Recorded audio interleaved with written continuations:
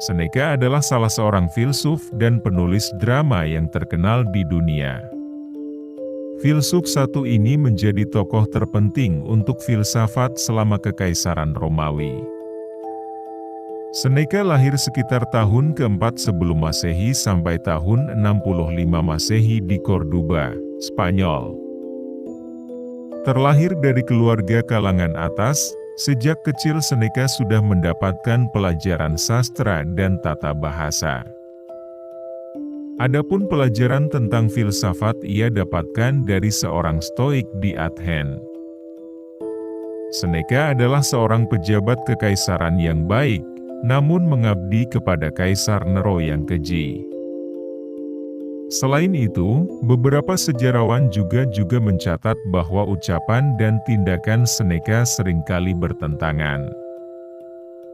Hal inilah yang membuat Seneca dianggap munafik oleh orang-orang pada zamannya. Terlepas dari kontroversi yang melingkupinya, Seneca adalah salah seorang filsuf terpenting pada zamannya. Melalui karya-karyanya, kata-kata Seneca bisa dijadikan pelajaran hidup bagi kita. Berikut kata-kata bijak Seneca tentang kehidupan. Yang dikutip dari merdeka.com. Yang miskin itu bukanlah dia yang memiliki sedikit, tapi dia yang lebih haus.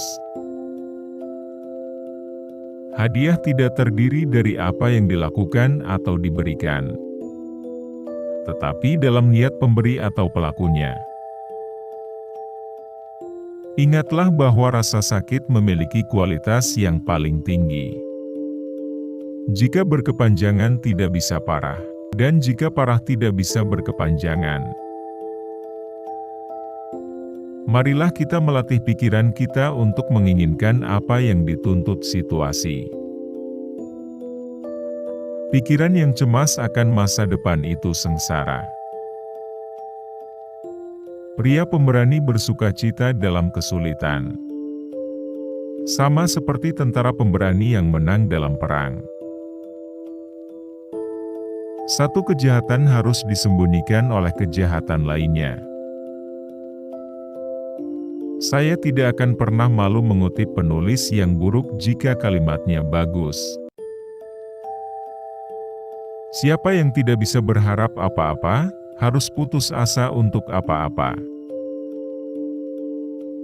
Sila atau pepatah memiliki bobot yang besar, dan beberapa buku yang berguna di tangan melakukan lebih banyak untuk menghasilkan kehidupan yang bahagia daripada volume yang tidak dapat kita temukan.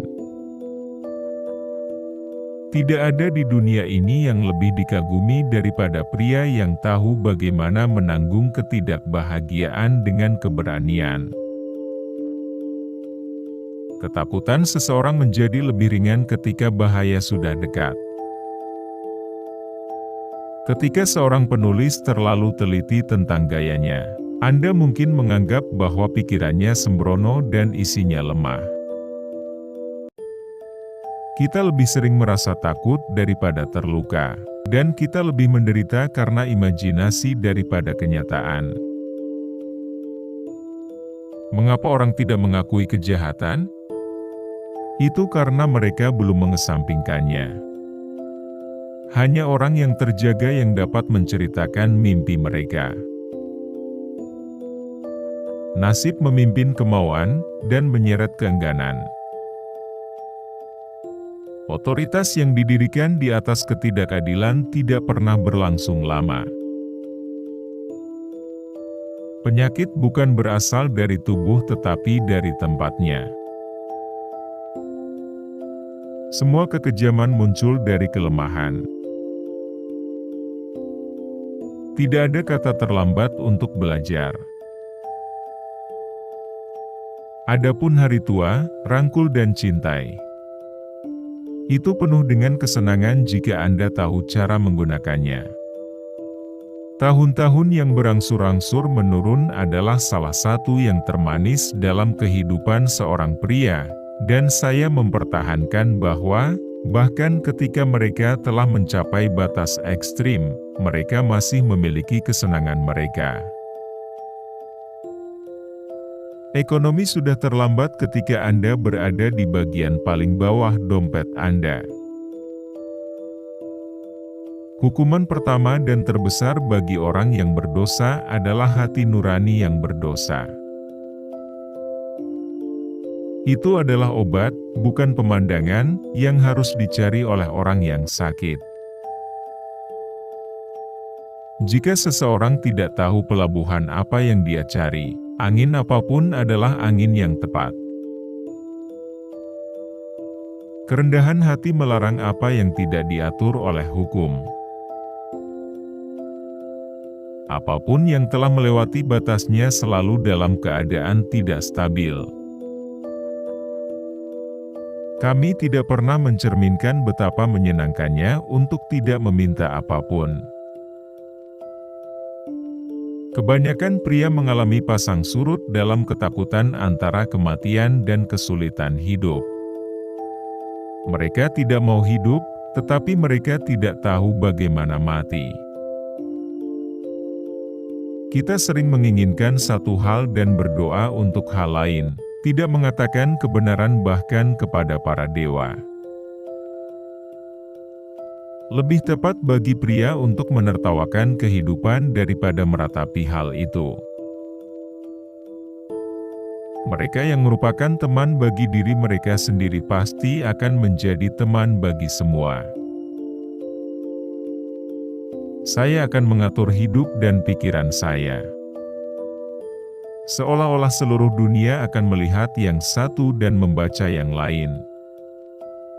Karena apa artinya menandakan sesuatu menjadi rahasia bagi tetangga saya, ketika kepada Tuhan, yang adalah pencari hati kita, semua kita privasi terbuka?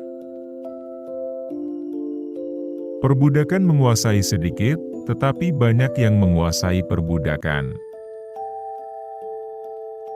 Perolehan kekayaan bagi banyak orang bukanlah akhir dari kesengsaraan mereka.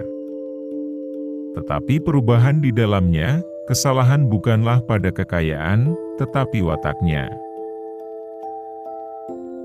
Rasa sakit, dicemooh oleh orang malang yang menderita asam urat di sana, dialami oleh dispepsia di sana di tengah-tengah kecantikannya, ditanggung dengan berani oleh gadis yang sedang bersusah payah.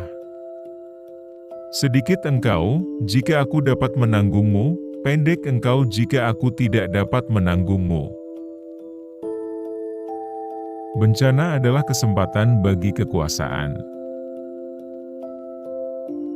Dia yang membanggakan keturunannya, memuji perbuatan orang lain.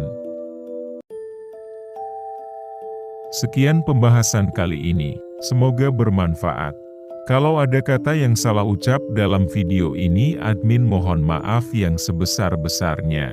Admin hanya manusia biasa yang tak luput dari kesalahan. Terima kasih. Sampai jumpa di pembahasan berikutnya.